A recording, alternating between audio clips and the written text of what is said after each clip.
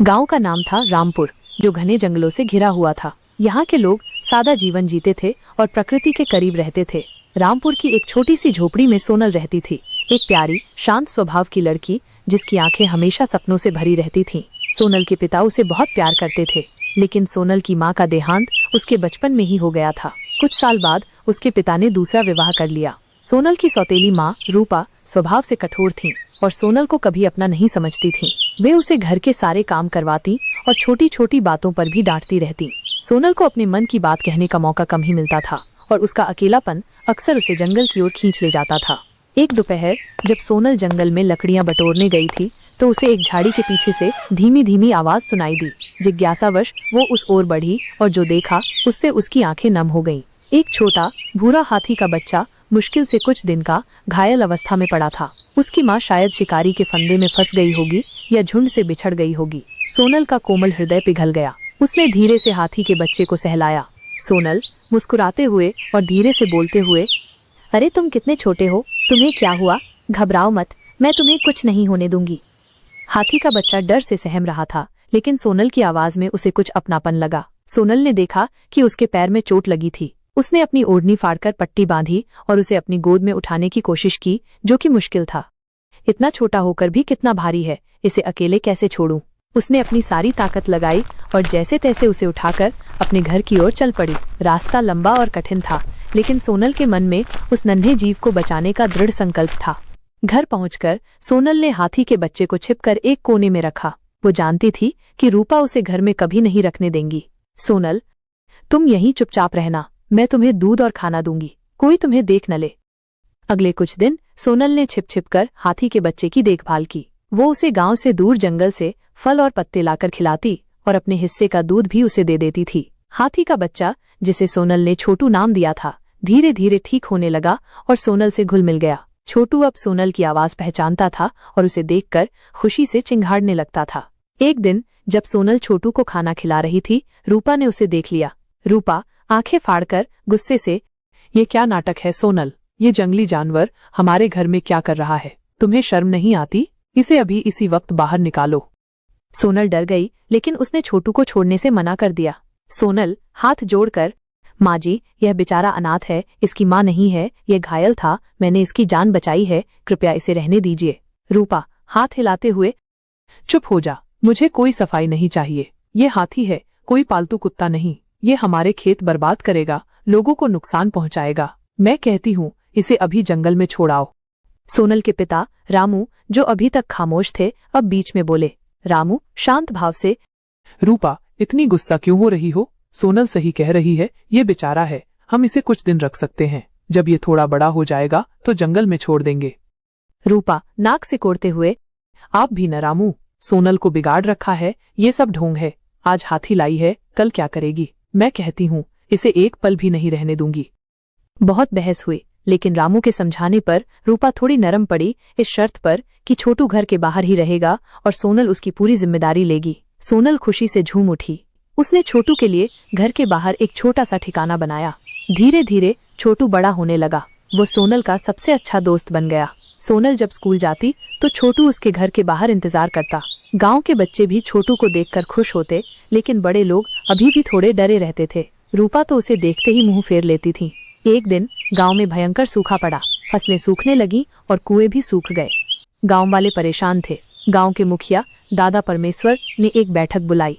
दादा परमेश्वर गांव वालों से, भाइयों और बहनों, ये बहुत कठिन समय है। बारिश नहीं हो रही है और हमारी फसलें बर्बाद हो रही हैं। हमें कुछ करना होगा। कई लोगों ने अपने अपने सुझाव दिए, लेकिन कोई रास्ता नहीं दिख रहा था। सोनल भी वहां मौजूद थी। उसने देखा कि छोटू अजीब तरह से बेचैन हो रहा था। वो बार बार जंगल की ओर देख रहा था और चिंघाड़ रहा था। सोनल मन ही मन, छोटू को क्या हुआ है? ये इतना बेचैन क्यों है? उसने सोचा कि शायद छोटू को पानी की तलाश है। उसने हिम्मत करके दादा परमेश्वर से बात की। सोनल हिचकिचाते हुए, दादाजी, मुझे लगता है छोटू को पानी का पता है। वो बहुत देर से जंगल की ओर इशारा कर रहा है। गांव वाले सोनल की बात पर हंसने लगे। एक गांव वाला, अरे सोनल, तुम भी? हाथी को कहाँ से पता होगा पानी का? रूपा, मैंने कहा था ये हाथी मुसीबत लाएगा। अब देखो बेवकूफी भरी बातें कर रहा है। लेकिन दादा परमेश्वर, जो सोनल को बचपन से जानते थे और उसकी समझदारी पर भरोसा करते थे, ने सोनल की बात पर ध्यान दिया। दादा परमेश्वर सोचते हुए, हो सकता है सोनल सही कह रही हो, हाथियों को पानी का पता होता है, हमें कोशिश करने में क्या हर्ज है। उन्होंने सोनल और कुछ नौजवानों को छोटू के साथ जंगल में जाने की अनुमति दी। सोनल छोटू के साथ आगे चली। छोटू सीधा एक घनी झाड़ियों वाले इलाके की ओर बढ़ रहा था, जहां कोई कभी नहीं जाता था। सोनल पीछे आ रहे गांव वालों से देखना, छोटू जरूर हमें पानी तक ले जाएगा। छोटू एक बड़ी चट्टान के पास रुका और अपनी सूंड से जमीन खोदने लगा। सोनल और गांव वालों ने भी खोदना शुरू किया। कुछ देर बाद आश्चर्यचकित कर देने वाला दृश्य सामने आया। वहां एक छोटी सी जलधारा बह रही थी। सब खुशी से चिल्ला उठे। गांव वाला एक, सोनल तुमने कमाल कर दिया, ये तो चमत्कार है। गांव वाला दो, और छोटू, ये तो हमारा असली हीरो है। रूपा, जो सोनल को कोसती हुई पीछे आ रही थीं, ये देखकर स्तब्ध रह गईं। उनकी आंखों में पहली बार सोनल के लिए गर्व और छोटू के लिए सम्मान की भावना थी। रूपा, सोनल, छोटू। वे सुबह जल्दी उठते, खेतों में काम करते और शाम को चौपाल पर इकट्ठा होकर दिन भर की बातें करते। बच्चों की किलकारियां, बैलों की घंटियां और चिड़ियों का चहचहाना, यही शांतिपुर का संगीत था। गांव में एक नया मेहमान आने वाला था। ये खबर पूरे शांतिपुर में हवा की तरह फैल गई। ये मेहमान कोई और नहीं बल्कि गांव के सरपंच रामलाल की बेटी रिया थी। रिया, जिसने अपनी पूरी जिंदगी शहर की चकाचौंध में बिताई थी, पहली बार गांव आने वाली थी। वो दिल्ली के एक बड़े कॉलेज में पढ़ती थी और उसकी छुट्टियां होने वाली थीं। गांव के लोग, खासकर बच्चे, रिया के आने का बेसब्री से इंतजार कर रहे थे। उन्होंने रिया के बारे में कई कहानियां सुनी थीं कि वो बहुत सुंदर है, अंग्रेजी बोलती है और शहर के कपड़े पहनती है। आखिरकार वो दिन आ गया। रिया एक पुरानी जीप में शांतिपुर पहुंची। धूल भरी सड़क पर जीप के टायर की आवाज ने पूरे गांव का ध्यान अपनी ओर खींच लिया। जीप रुकते ही रिया बाहर निकली। उसने एक आधुनिक पोशाक पहन रखी थी, जो गांव के साधारण परिवेश में थोड़ी अजीब लग रही थी। उसके चेहरे पर शहर की थकान और थोड़ा संशय था। रामलाल, जो अपनी बेटी को लेने आए थे, उनकी आंखों में खुशी के आंसू थे। उन्होंने रिया को गले लगाया। रामलाल, मेरी बेटी, तू आ गई, कितनी बड़ी हो गई है, आजा, घर चले। रिया ने चारों ओर देखा। उसे चारों ओर हरियाली और मिट्टी की महक महसूस हुई। शहर की भागदौड़ भरी जिंदगी से दूर यह सब उसके लिए एक नया अनुभव था। रिया, पिताजी, ये गांव तो बिल्कुल अलग है, शहर में तो ऐसी हरियाली कहीं नहीं दिखती। रामलाल, हाँ बेटी, ये गांव की ताजी हवा का कमाल है, यहाँ की मिट्टी में ही कुछ अलग बात है। रिया घर पहुंची। घर भी मिट्टी और गोबर से लिपा हुआ था, जिसमें एक अलग ही शीतलता थी। उसकी माँ जानकी, एक सरल और ममतामयी महिला, ने आरती की थाली से उसका स्वागत किया। जानकी, मेरी लाडो आ गई, आजा, बैठ, इतनी दूर से आई है, थक गई होगी। रिया ने चारों ओर देखा। घर में सादगी थी, लेकिन हर चीज करीने से रखी हुई थी। उसे अपने शहर के वातानुकूलित कमरे और आधुनिक फर्नीचर की याद आई, लेकिन यहाँ एक अलग तरह का सुकून था। शाम को रिया गांव की गलियों में घूमने निकली। बच्चे उसे अजीब नजरों से देख रहे थे, लेकिन जल्द ही उनमें से कुछ ने हिम्मत की और उसके पास आ गए। एक बच्चा डरते हुए, दीदी, आप शहर से आई हैं? रिया मुस्कुराई। रिया, हाँ, मैं शहर से आई हूँ। तुम सबका क्या नाम है? बच्चों ने अपने नाम बताए। उनमें से एक बच्ची, जिसका नाम पिंकी था, बहुत चंचल थी। पिंकी, दीदी, आपके कपड़े कितने सुंदर हैं, क्या आप हमें भी ऐसे कपड़े पहनना सिखाएंगी? रिया हंस पड़ी। उसे बच्चों की मासूमियत बहुत अच्छी लगी। रिया, हाँ, जरूर सिखाऊंगी। तुम सब गांव में क्या क्या करते हो? बच्चों ने उसे अपने खेल, खेतों में मदद करने और नदी में नहाने की बातें बताईं। रिया को ये सब सुनकर बड़ा आश्चर्य हुआ। शहर में तो बच्चे मोबाइल पर गेम खेलते थे या टीवी देखते थे। रात को खाना खाने के बाद रिया अपनी दादी के पास बैठी। दादी एक बूढ़ी, ज्ञानी महिला थीं, जिनकी आंखों में जीवन का अनुभव झलकता था। दादी, रिया, शहर की जिंदगी कैसी है, बहुत भागदौड़ होगी ना? रिया, हाँ दादी, शहर में सब बहुत तेज चलते हैं। सुबह से रात तक काम, पैसा और सिर्फ पैसा।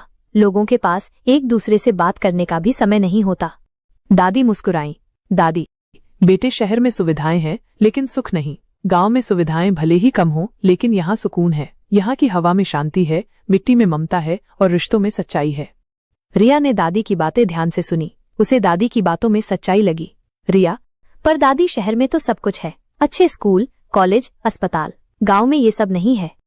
दादी, सही कहा बेटी, शहर में ये सब है, लेकिन शहर तुम्हें प्रकृति से दूर कर देता है। यहाँ सुबह चिड़ियों की चहचहाहट से नींद खुलती है, वहाँ गाड़ियों के हॉर्न से। यहाँ लोग एक दूसरे के सुख दुख में साथ खड़े होते हैं, वहाँ सब अपनी अपनी दुनिया में खोए रहते हैं। रिया ने अपनी दादी की बात को गंभीरता से सोचा। उसे एहसास हुआ कि उसने शहर की भागदौड़ में कुछ बहुत महत्वपूर्ण खो दिया है।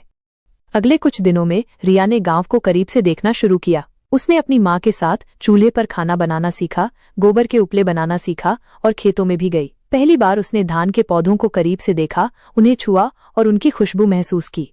एक दिन जब वो खेतों में अपने पिता की मदद कर रही थी, तब उसने एक किसान को देखा जो अपनी फसल को कीटों से बचाने के लिए रासायनिक कीटनाशक का छिड़काव कर रहा था। रिया ने कुछ पढ़ा था कि ये कीटनाशक मिट्टी और स्वास्थ्य के लिए हानिकारक होते हैं। रिया, पिताजी ये किसान क्या कर रहा है? ये रसायन तो मिट्टी और पानी को खराब कर सकते हैं। रामलाल, हाँ बेटी, कुछ किसान ऐसा करते हैं ताकि उनकी फसल अच्छी हो, लेकिन इससे जमीन की उर्वरा शक्ति कम हो जाती है और सेहत पर भी असर पड़ता है। रिया को ये देखकर दुख हुआ। उसने सोचा कि शहर में तो लोग जैविक उत्पादों की तलाश में रहते हैं, लेकिन यहाँ गांव में ही लोग अपनी जमीन को नुकसान पहुंचा रहे हैं। जैसे जैसे दिन बीतते गए, रिया गांव के जीवन में ढलने लगी। उसने महसूस किया कि गांव में कई समस्याएं भी हैं। शिक्षा की कमी, स्वास्थ्य सुविधाओं की कमी और युवाओं के लिए रोजगार के अवसर की कमी। कई युवा शहरों की ओर पलायन कर रहे थे, जिससे गांव में बुजुर्ग और बच्चे ही रह गए थे। एक दिन गांव की चौपाल पर एक बैठक हुई। सरपंच रामलाल ने गांव की समस्याओं पर चर्चा की। रामलाल, भाइयों और बहनों, हमारे गांव में कई समस्याएं हैं। हमारे युवा शहरों की ओर जा रहे हैं। अगर ऐसा ही चलता रहा तो हमारा गांव खाली हो जाएगा। एक बुजुर्ग ग्रामीण, हाँ सरपंच जी, हमारे बच्चों को यहाँ काम नहीं मिलता, वे क्या करें? रिया ने आगे बढ़कर बात रखी। रिया, पिताजी, मैं कुछ कहना चाहती हूँ। रामलाल ने उसे बोलने की अनुमति दी। रिया, मुझे लगता है कि हमें सिर्फ समस्याओं पर बात नहीं करनी चाहिए, बल्कि उनके समाधान भी ढूंढने चाहिए। गांव में बहुत क्षमता है। हम जैविक खेती को बढ़ावा दे सकते हैं, जिससे हमें अच्छा दाम मिलेगा। हम गांव में छोटे उद्योग शुरू कर सकते हैं, जैसे हस्तशिल्प, डेयरी फार्मिंग। इन सब से हमारे युवाओं को गांव में ही रोजगार मिल सकेगा। लोगों ने रिया की बातों को ध्यान से सुना। कुछ लोगों को उसकी बात पसंद आई, लेकिन कुछ अभी भी संशय में थे। एक और ग्रामीण, पर बेटी, ये सब कहने में आसान है, करने में मुश्किल। हमारे पास पैसे कहाँ से आएंगे? रिया, सही कहा चाचा जी, पैसे की समस्या है, लेकिन सरकार की कई योजनाएं हैं जिनके तहत हम लोन ले सकते हैं, और हम मिलकर काम करेंगे तो सब कुछ मुमकिन है। रिया ने गांव में एक छोटा पुस्तकालय शुरू करने का प्रस्ताव रखा, जहां बच्चे किताबें पढ़ सकें और युवा कौशल सीख सकें। उसने अपने दोस्तों से शहर से किताबें मंगवाईं और गांव के स्कूल में एक छोटा सा कमरा साफ करके पुस्तकालय बनाया। उसने बच्चों को पढ़ना लिखना सिखाना शुरू किया और युवाओं को कंप्यूटर के बारे में जानकारी दी। धीरे धीरे रिया के प्रयासों का फल मिलने लगा। कुछ किसानों ने जैविक खेती अपनाई और उन्हें पहले से बेहतर फसल मिली। गांव की महिलाओं ने हस्तशिल्प बनाना शुरू किया और रिया ने उन्हें शहर में बेचने में मदद की। बच्चों ने पुस्तकालय में पढ़ना शुरू किया और उनमें ज्ञान की जिज्ञासा बढ़ने लगी। रिया को ये सब करते हुए एक अजीब सी खुशी मिल रही थी, जो उसने शहर में कभी महसूस नहीं की थी। उसे एहसास हुआ कि असली खुशी पैसे या सुविधाओं में नहीं, बल्कि दूसरों के लिए कुछ करने में और प्रकृति के करीब रहने में है। एक दिन एक शहरी व्यापारी शांतिपुर आया। उसने जैविक उत्पादों की तलाश में कई गांवों का दौरा किया था। जब उसने शांतिपुर के जैविक खेतों को देखा और गांव वालों से बात की, तो वो बहुत प्रभावित हुआ। उसने किसानों से उनकी फसल खरीदने का प्रस्ताव रखा और उन्हें उचित मूल्य दिया। व्यापारी, आप लोगों की मेहनत और रिया जी के मार्गदर्शन ने इस गांव को एक नई पहचान दी है। मुझे खुशी है कि मैं यहाँ आया। रिया और गांव वाले बहुत खुश थे। ये उनकी मेहनत का परिणाम था। गांव में अब धीरे धीरे खुशहाली आने लगी थी। पलायन रुका और कुछ युवा जो शहर गए थे, वे भी वापस आने लगे। रिया की छुट्टियां खत्म होने वाली थीं। उसे वापस शहर जाना था, लेकिन अब उसका मन नहीं कर रहा था। उसे शांतिपुर से लगाव हो गया था। गांव के लोग भी उसे जाने नहीं देना चाहते थे। रामलाल, बेटी, तूने इस गांव को एक नई जिंदगी दी है। हम सब तुझे कभी नहीं भूलेंगे। जानकी, तू तो हमारी लाडो है। जब मन करे वापस आ जाना। दादी, बेटे, तूने गांव की ताजी हवा को पहचान लिया। ये सिर्फ हवा नहीं, ये जीवन है, शांति है और प्रेम है। रिया की आंखों में आंसू आ गए। उसने गांव के लोगों को गले लगाया। रिया, पिताजी, माँ, दादी और आप सभी गांव वालों, मैंने यहाँ आकर सिर्फ गांव को कुछ नहीं दिया, बल्कि गांव ने मुझे बहुत कुछ दिया है। इसने मुझे सिखाया कि असली खुशी कहाँ है, असली जिंदगी क्या है। मैं वादा करती हूँ, मैं आती रहूंगी और इस गांव के लिए जो बन पड़ेगा वो करती रहूंगी।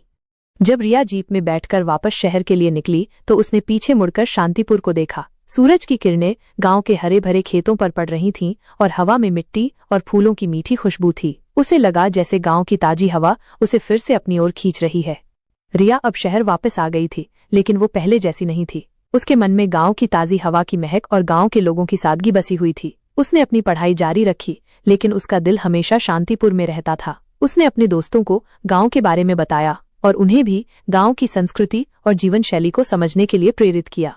रामपुर गांव में, जहां पहाड़ियां हरियाली से सराबोर थीं और नदियां अपनी धुन में बहती थीं, वहीं एक समस्या हमेशा से गांव को परेशान करती आ रही थी, पानी की कमी। विशेषकर गर्मियों में जब सूरज आग उगलता था तो कुएं सूख जाते थे और गांव वाले बूंद बूंद पानी के लिए तरसते थे। इसी गांव में एक गरीब किसान मोहन अपनी 2 बेटियों मेघा और रश्मि के साथ रहता था। मोहन के पास भले ही धन की कमी थी, लेकिन उसकी बेटियों के पास विचारों का खजाना था।